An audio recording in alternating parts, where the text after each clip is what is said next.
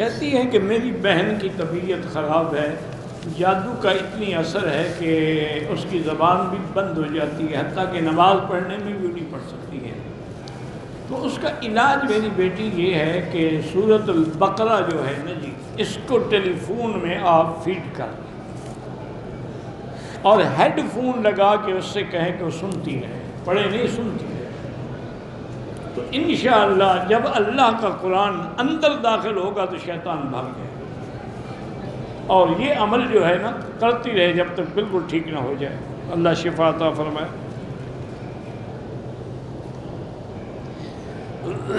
میرا بھائی، میری تفسیر جو ہے تفسیر مکی کے نام سے ہے۔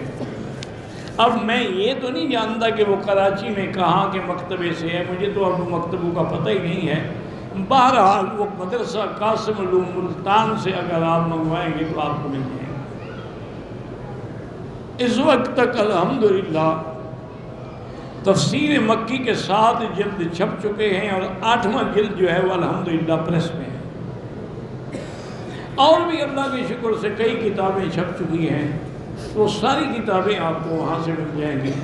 اور بعض ہمارے علماء اللہ ان کو جزائے خیر دے، مولانا تمیم قاسمی صاحب جو ہیں وہ ہندوستان سے ہیں، مدراس کے علاقے آنگور سے ہیں، وہ بھی میری ساری کتابیں ہندوستان میں بھی شائع کر رہے ہیں، اور اللہ ان کو جزا دے کہ وہ ہر مدرسے کو مفت بھیج رہے ہیں، اتنی تعداد میں شائع کر رہے ہیں۔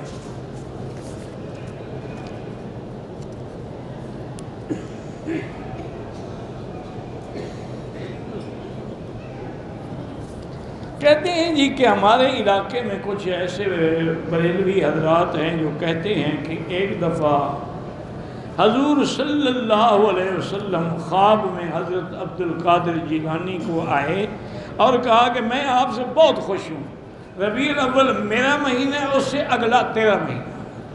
یہ سب سے بڑا جھوٹ ہے، سارے 12 مہینے اللہ کے، ان عدت الشہور عند اللہ 12 شہرا، اللہ کہتا ہے 12 مہینے میرے ہیں، تم کہتے ہو پیر صاحب کے ہیں۔ اس سے بڑا جھوٹ بھی ہے کوئی دنیا میں؟ بھئی یہ تو قرآن ہے نا، ان عدت الشہور عند اللہ 12 شہرا منها 4 حرم۔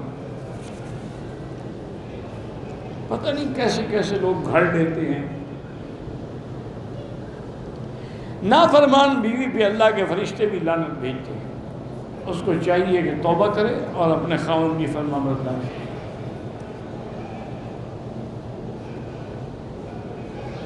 عورت بالوں کو اوپر باندھ کے نماز پڑھ سکتی ہے، پڑھ سکتی ہے، لیکن اونٹ کی کوہان کی طرح نہ بنائے۔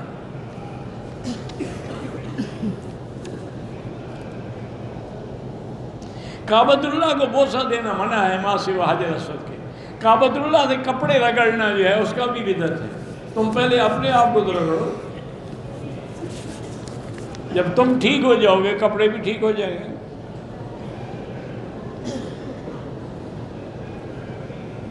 اگر میرے شوہر نے اپنی پہلی بیوی کو 3 سے زیادہ بار طلاق دے دی، اس کی بیوی کہتے میں نہیں، اس کی بیوی کے نہ ماننے سے کچھ نہیں ہوتا، وہ طلاق ہو گئی ہے، اس کے لیے ہمیشہ کے لیے حرام ہے۔ اب اگر اس سے ملے گا تو زنا ہوگا۔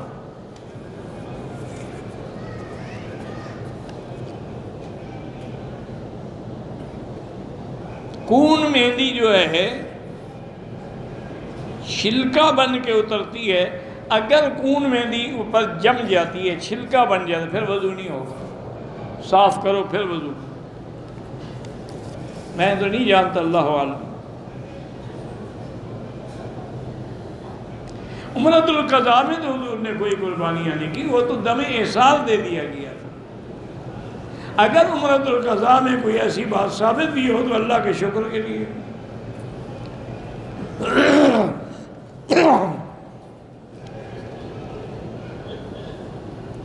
میری عمر 40 سال سے کم ہے، مجھے ان کمپنی والوں نے کسی عورت کا محرم بنا کے بھیج دیا ہے، اس اجنبی عورت کو میری بہن ظاہر کہ بالکل گناہ ہے، تمہیں نہیں ماننا چاہیے تھا، اب غلطی کر کے آ چکے ہو تو اس کے بالکل پاس نہ بیٹھو، وہ اپنی حفاظت کرے، تم اپنی حفاظت کرو، بس قانونی حد تک، تاکہ تم واپس جا سکو، کیونکہ نہیں جاؤ گے نہ اس کو جانے دیں گے نہ تمہیں جانے دیں گے۔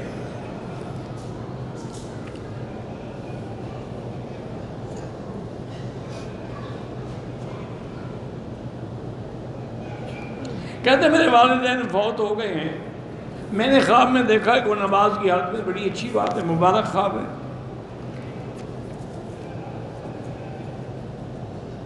2 رکعت نفل پڑھ کے ماں باپ کو ثواب دے سکتے ہیں، دے سکتے ہیں۔ مرحومین کے لیے دعا کیا کرو۔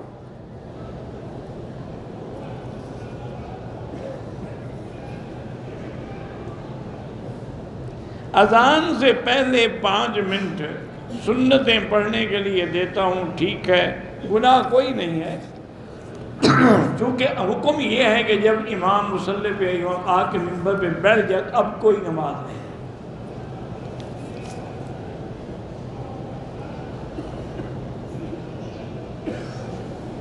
کہتے بعض امام لوگ کہتے ہیں کہ چاروں ائمہ کی پیروی کرنا درست نہیں ہے، براہ راست حضور کی اتباع کریں۔ تو پھر حضور نے یہ کیوں فرمایا کہ میرے خلفائے راشدین کی اتباع کرو؟ بس حضور کی اتباع کافی تھی۔ یہ کیوں فرمایا کہ علیکم سنتی و سنت الخلفاء الراشدین المہدیین؟ یہ کیوں فرمایا فقط بالذین من بعدی ابی بکر و عمر؟ پھر ان کی اقتداء کا کیا معنی؟ تو اگر ان کی اقتداء ہو سکتی ہے تو پھر ائمہ کی اقتداء بھی ہو سکتی ہے۔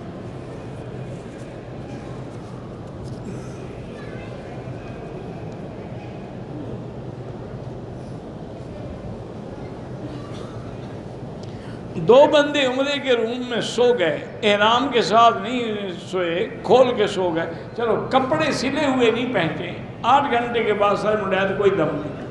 اگر سلے ہوئے کپڑے پہن کے سو گئے اور 8 گھنٹے تک پہنے رکھے تو دم ہے۔ بھائی سیاسی اتحادات ان سے پوچھو جو کرتے ہیں، مجھے کیا پتا۔ سیدنا صدیق رضی اللہ عنہ کا گھر جو ہے وہ اسی راستے میں تھا جس راستے میں شارع ابراہیم الخلیل بھی کہتے ہیں، مسولہ بھی کہتے ہیں، مسیال بھی کہتے ہیں، لیکن اب تو وہ سارے حرم میں آ گئے، ٹوٹ گئے۔ آدمی عمرہ کرنے کے بعد اگر اپنے سر پہ خود اس طرح پھیر دے بالکل جائز ہے۔ ایک مرتبہ احرام استعمال کرنے کے بعد دوبارہ عمرہ کریں تو دھونا ضروری ہے کہ عمرہ کرنے سے کپڑے پلید ہو جاتے ہیں؟ احرام کیوں دھونا ضروری ہے؟ پاگل ہو گیا، جب تک پاک ہے 100 عمرہ کرو۔ اگر ایک دفعہ حل کرا لیا اور 2 دن بعد عمرہ کیا تو مونچھ کاٹنے والی مشین سے اپنے سر کے بال کاٹ، جب اس طرح پھروا لیا مشین کیسے چلے گی؟ پھر بھی اس طرح پھرواؤ، نہیں پھروایا دم پڑ جائے گی۔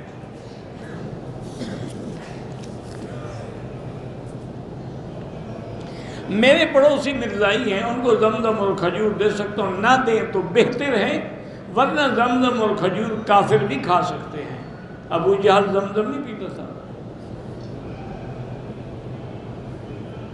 ہر طواف کے 7 چکر ہوتے ہیں، 7 چکروں کے علاوہ طواف مکمل ہی نہیں ہوتا۔ مجبوری کی وجہ سے پاؤں پہ پٹی باندھی ہوئی ہے، کوئی حرج نہیں، عمرے میں کوئی حرج نہیں۔ حرم کے حدود شروع ہوتے ہی جوتے اتارنا چاہیے، جب آپ مسجد میں داخل ہو تو اتاریں۔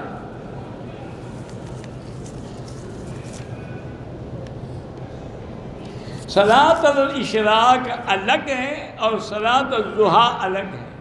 صلاۃ الاشراق ہے سورج تھوڑا اونچے ہونے کے بعد، اور صلاۃ الضحیٰ یہ ہے کہ جب اچھی طرح سورج اوپر آ جائے، دھوپ پھیل جائے، پاؤں جلنے لگے، پھر ہے۔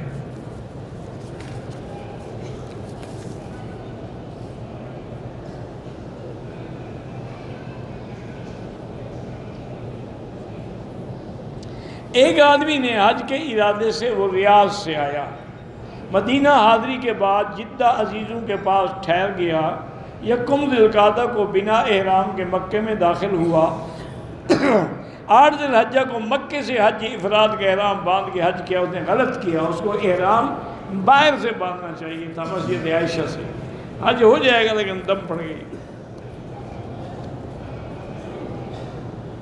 میری بیوی کو نظر بہت لگتی ہے، تو نظر بد کی جو قرآن میں آیت ہے وَإِن يَكَادُ الَّذِينَ كَفَرُوا لَيُزْلِقُونَكَ بِأَبْصَارِهِمْ لَمَّا سَمِعُوا الذِّكْرَ وَيَقُولُونَ إِنَّهُ لَمَجْنُونٌ وَمَا هُوَ إِلَّا ذِكْرٌ لِّلْعَالَمِينَ۔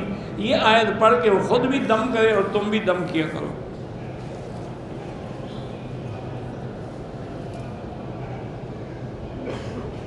بہرحال کعبہ شریف کے ساتھ لڑ کے یا چڑھ کے نہیں، موقع ملے بوسہ تو نہ ملے اشارہ کرو۔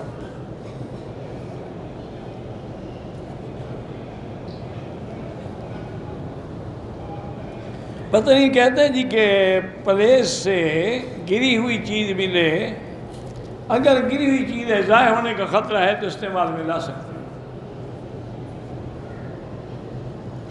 والد کے نام پہ عمرہ کر سکتا ہوں، بالکل کر سکتے ہو۔ اگر حالت احرام میں نیت بھی کر لی لیکن بدن سے 2-3 بال توڑے، اس سے کچھ نہیں ہوتا۔ احتیاط یہ ہے کہ 2-4 ریال خیرات کر دو۔ ندائے حق میں لکھا ہے کہ روضہ اقدس میں حضور کا جسد اطہر بالکل بے حس سے اللہ نے ہدایت دی، ان باتوں میں مجھے خدا کے لیے نہ ڈالا تھا۔ کہیں ایسی گستاخی ہو گئی نا پھر ایمان بھی چلا جائے۔ ایسی باتوں کو ہمیں پڑھنے کا بھی کوئی حق نہیں۔ جس بات میں ذرا سی بھی سرکار کی شان میں کوتاہی ہو، آدمی کا ایمان خارج ہوتا ہے۔ اور پھر یہ سوال ہم سے نہیں پوچھے جائیں گے قبر میں نہ حشر میں کہ آپ انبیاء کی حیات کے قائل تھے یا وفات کے قائل تھے۔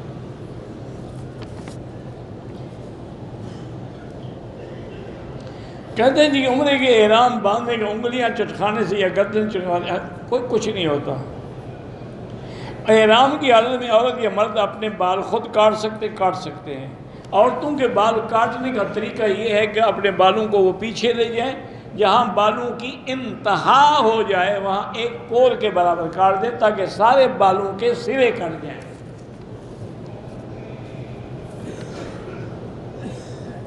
اگر احرام کی حالت میں آدمی نے داڑھی کھجائی کو بال گر گیا، کچھ نہیں ہوتا۔ ہم مسجد عائشہ سے احرام باندھ سکتے ہیں، ہم باندھ سکتے ہیں۔ 4 یا 3 طواف اکٹھے کر کے بعد میں 2 رکعت واجب پڑھ سکتے ہیں۔ کسی مرحوم یا زندہ لوگوں کے لیے عمرہ نہیں ہوتا۔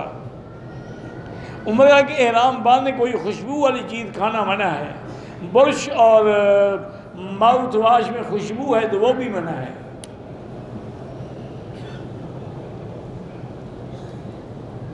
اگر پہلی بیوی اپنے خاوند کو دوسری شادی کی اجازت نہ دے تو اس کی اجازت شریعت میں کوئی ضرور نہیں، وہ نکاح کر سکتا ہے۔ مردوں کو عمرے میں سر کے بعد افضل ہے اس طرح پھروائیں، ورنہ اگر مشین ہو تو وہ سارے سر پہ پھروائیں۔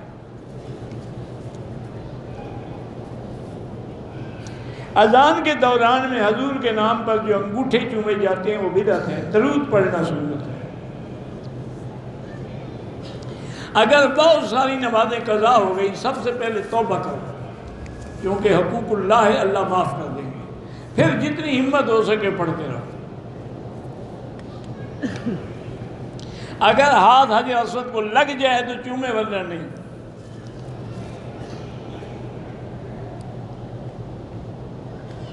کہتے ہیں جی کہ آپ کی یہ درس جو ہیں ہم اپنے ملک میں دیکھنا چاہیں تو کس ویب سائٹ یا چینل پہ، مجھے تو پتہ نہیں ہے۔ بہرحال یہ ساتھی جو بناتے ہیں ان سے پوچھ لو، ان کو پتہ ہوگا۔ مجھے تو خود پتہ نہیں کہ ویب سائٹ کیا ہے اور چینل کیا ہے اور کہاں ملتے ہیں۔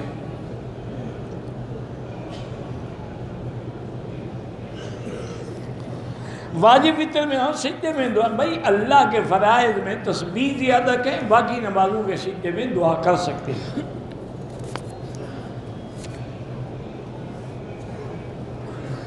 کہتے ہیں جی کہ ہوائی جہاز میں ہمیں وضو بھی نہیں کرنے دیتے، تو بہرحال اتر کے قضا پڑھیں، چونکہ تیمم تو اس لیے نہیں کر سکتے کہ ایک تو وہاں مٹی نہیں، دوسرا یہ کہ پانی جب موجود ہے تو پھر تیمم کا کیا مطلب۔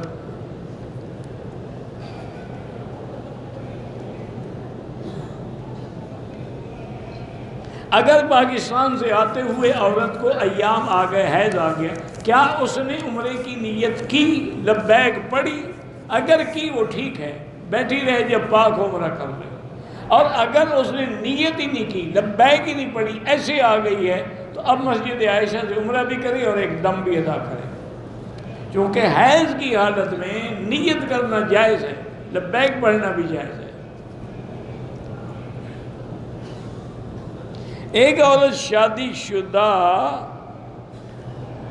کی پتہ نہیں اس پہ ظلم و ستم کرتے ہیں، تنگ آ کے کورٹ میں گیا، اس کا کورٹ نہیں آیا جدہ، اس سے حکومت طریقے سے طلاق پیپر جاری کیا۔ اگر جدہ کی کورٹ نے کیا تو ٹھیک ہے، کیونکہ جدہ میں محکمہ شرعی ہے اور وہ قاضی ہیں، وہ شریعت کے مطابق فیصلہ کرتے ہیں۔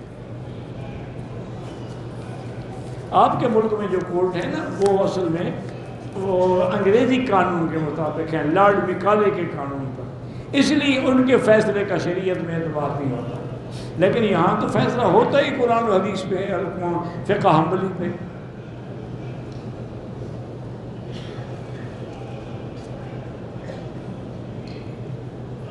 کہتے ہیں کہ صحابہ نے شکایت کی کہ ہمیں جلد پہ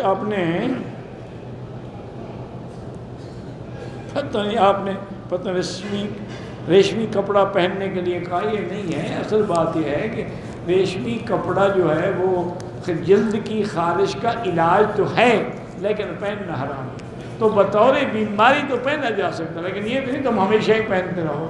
اور وہ ریشمی کپڑا مجھے بتاؤ ہے کہاں، یہ تو بتاؤ ذرا۔ یہ جو بازاروں میں بک رہا ہے یہ تو مصنوعی ہے، تو کیمیکل سے بنی ہوئی چیز ہے، یہ تو ریشمی کپڑا نہیں ہے۔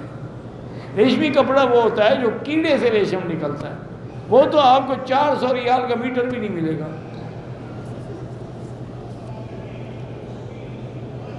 عمرے میں موزے نہیں پہن سکتے۔ ہوٹل سے بیوی اکیلے آ کے عمرہ کر سکتی ہے؟ ہاں کر سکتی ہے۔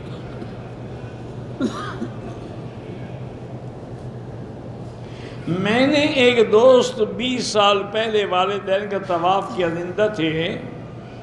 بہرحال والدین کے لیے طواف ہو سکتا ہے چاہے وہ زندہ ہوں یا فوت ہو گئے۔ خلفائے راشدین کس کو کہا جائے، اس کو یہ بھی پتہ نہیں ماشاءاللہ۔ سیدنا ابو بکر، عمر، عثمان، علی، یہ خلفائے راشدین ہیں، یہ پتہ نہیں ہے، اور انکار ائمہ اربعہ کا کر رہا۔ تو اگر ائمہ اربعہ کی بات ماننی ٹھیک نہیں ہے تو امام بخاری کی بات کیسے مانتے ہو؟ امام بخاری نے کہا نا کہ یہ حدیث صحیح ہے، تمہیں تو پتہ نہیں ہے نا، تو اب اس کی بات مان رہے، یہی تو تقلید اور کیا ہوتی ہے۔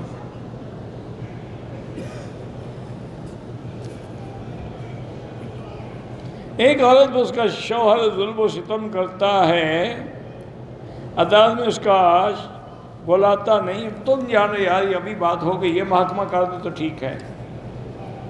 جس پرفیوم میں الکوہل ہو اس کو استعمال کر سکتے ہیں؟ ہاں کر سکتے ہیں۔ قرآن کی آیت لکھنے کا کوئی حکم نہیں کعبے کی دیوار پر۔ ایک دفعہ بسم اللہ پڑھ کے 100 دفعہ قل ہو اللہ پڑھ سکتے، افضل یہ ہے کہ ہر دفعہ بسم اللہ پڑھو، لیکن اگر پڑھو تو جائز ہے۔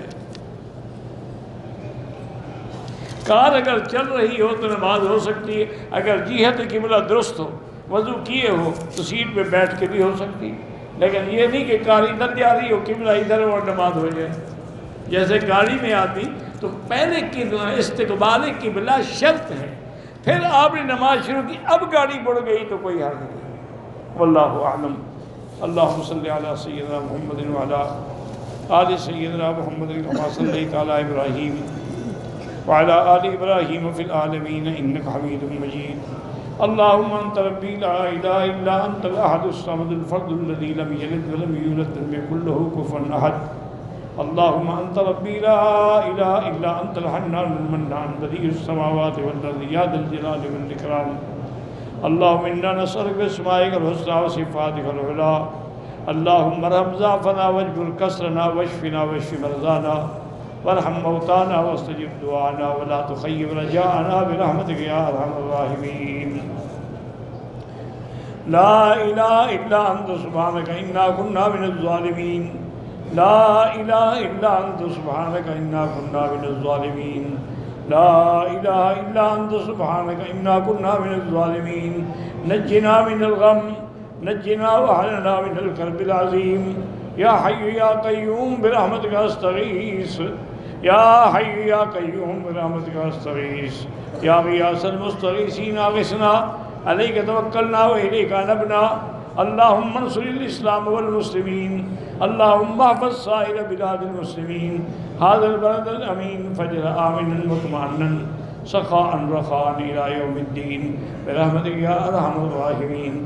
یا اللہ بیماروں کو شفا عطا فرما، یا اللہ بیماروں کو شفا عطا فرما، یا اللہ ہماری ظاہری باطنی روحانی جسمانی بیماریاں دور فرما، یا اللہ بے حیاؤں کو حیا عطا فرما، بے اولادوں کو اولاد صالح عطا فرما، یا اللہ بے روزگاروں کو روزگار عطا فرما، قرض داروں کے قرض عطا فرما، جن کے گھروں میں بچیاں ہیں ان کو خیر کے رشتے نصیب فرما۔ یا الہ العالمین پورے عالم میں جہاں بھی مساجد ہیں، مدارس ہیں، عبادت گاہیں ہیں، دین کے ادارے ہیں، یا اللہ ان سب کی حفاظت فرما۔ یا اللہ پورے عالم میں جو دین کے کام کرنے والے افراد ہیں یا جماعتیں ہیں ان کی حفاظت فرما۔ یا اللہ مسلمان فلسطین میں ہیں، کشمیر میں ہیں، عرب میں ہیں، عجم میں ہیں، شام میں ہیں، حلب میں ہیں، روہنگیا میں ہیں، عجم میں ہیں، افغان میں ہیں، ان سب کی جان مال آبرو عزت کی حفاظت فرما۔ ربنا تقبل منا انك انت السميع العليم وتب علينا انك انت التواب الرحيم وصلى الله تعالى على خير خلقه سيدنا محمد وعلى آله وصحبه اجمعين۔ اللهم صل على سيدنا محمد